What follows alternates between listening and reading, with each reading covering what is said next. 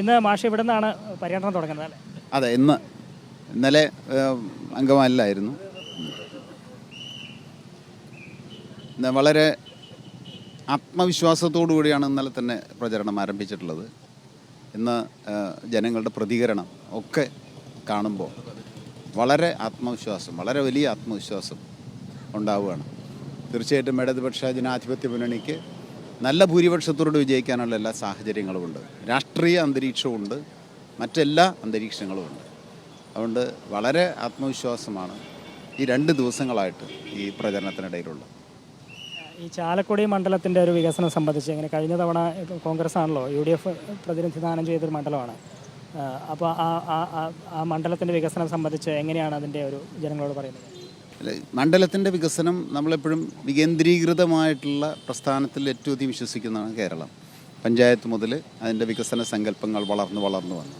അപ്പോൾ പഞ്ചായത്തിൽ നിന്നും വളർന്നു വരുന്ന വികസന പ്രവർത്തനങ്ങൾ മണ്ഡലം തലത്തിലെത്തി മണ്ഡലങ്ങളുടെ വികസന പ്രവർത്തനങ്ങളെ കോർഡിനേറ്റ് ചെയ്യുക എന്നുള്ളതാണ് ഒരു ലോക്സഭ MP എന്ന രീതിയിൽ ചെയ്യേണ്ട ഏറ്റവും പ്രധാനപ്പെട്ട കാര്യം. ആ രീതിയിലായിരിക്കും നമ്മൾ ചെയ്യുന്നത്. വിദ്യാഭ്യാസം രംഗത്ത് ഏറ്റവും സാധ്യതയുള്ള ഒരു മണ്ഡലമാണ്. ഇപ്പോൾ കാലടി സർവകലാശാലയുണ്ട്.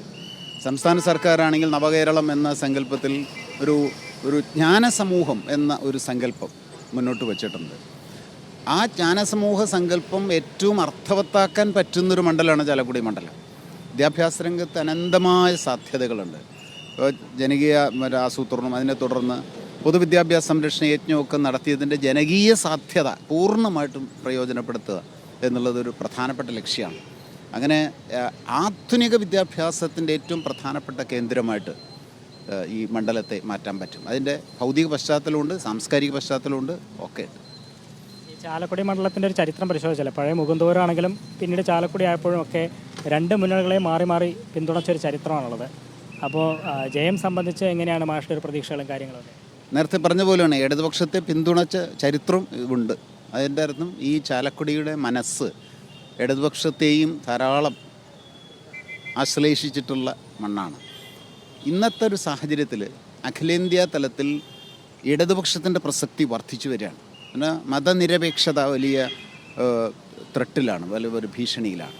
അതുപോലെ തന്നെ ഫെഡറൽ ഇന്ത്യയുടെ തനതായ സംസ്കാരങ്ങളാണ്, അനന്യമായ സംസ്കാരങ്ങളാണ്, അത് രണ്ടും ഭീഷണിയിലാണ്. അതുപോലെ തന്നെ ഭരണഘടന തന്നെ മാറ്റപ്പെടുമോ എന്നുള്ള വലിയ ഭീഷണി നിലനിൽക്കുകയാണ്. ഇതൊന്നും കൂടാതെ ഒരിക്കൽ ന്യായീകരിക്കാൻ പറ്റാത്ത വിധം കേരളത്തെ കേന്ദ്ര സർക്കാർ വല്ലാതെ ഞെരുക്കുകയാണ്, ഒരാവശ്യവും ഇല്ലാത്ത രീതിയിൽ ബോധപൂർവം. അപ്പം ഇങ്ങനെ പ്രധാനപ്പെട്ട 3 കാര്യങ്ങൾ വെച്ച് നോക്കുമ്പോൾ തീർച്ചയായിട്ടും ഇടതുപക്ഷമല്ലാതെ, ലെഫ്റ്റ് അല്ലാതെ ഒരു ഓപ്ഷൻ ഈ തെരഞ്ഞെടുപ്പിൽ ഇല്ല എന്നുള്ളതാണ് എൻ്റെ അഭിപ്രായം. കാരണം ഇത് ഏറ്റവും പ്രധാനപ്പെട്ട 4 കാര്യമാണ് ഞാൻ സൂചിപ്പിച്ചത്, മിനിമം. അതിൽ തീർച്ചയായിട്ടും ജനങ്ങളുടെ വിശ്വാസം ഇടതുപക്ഷത്തിലാണ്.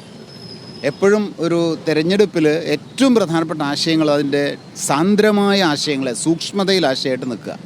ആ തെരഞ്ഞെടുപ്പ് കയറി വരുന്തോറും അതാണ് പൊന്തി വരിക. അപ്പോൾ തീർച്ചയായിട്ടും അത് ഈ തെരഞ്ഞെടുപ്പിൽ ഏറ്റവും പ്രധാനപ്പെട്ട ഈ ഘടകങ്ങളായിട്ട് വരും.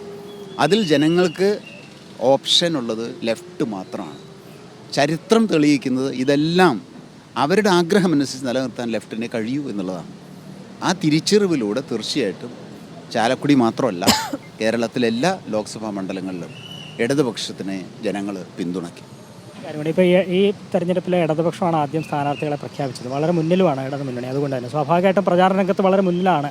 തുടക്കം മുതലേ അങ്ങനെയാണല്ലോ, ആദ്യമേ പ്രഖ്യാപിച്ചല്ലോ. അപ്പോൾ ഇനി എങ്ങനെയാണ് തുടർന്നുള്ള പ്രചാരണ പരിപാടികൾ, എങ്ങനെയൊക്കെയാണ്?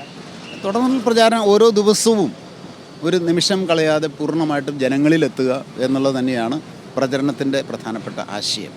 അത് ഓരോ ദിവസത്തെയും പരിപാടികളായിട്ട് തയ്യാറാക്കി കഴിഞ്ഞിട്ടുണ്ട്.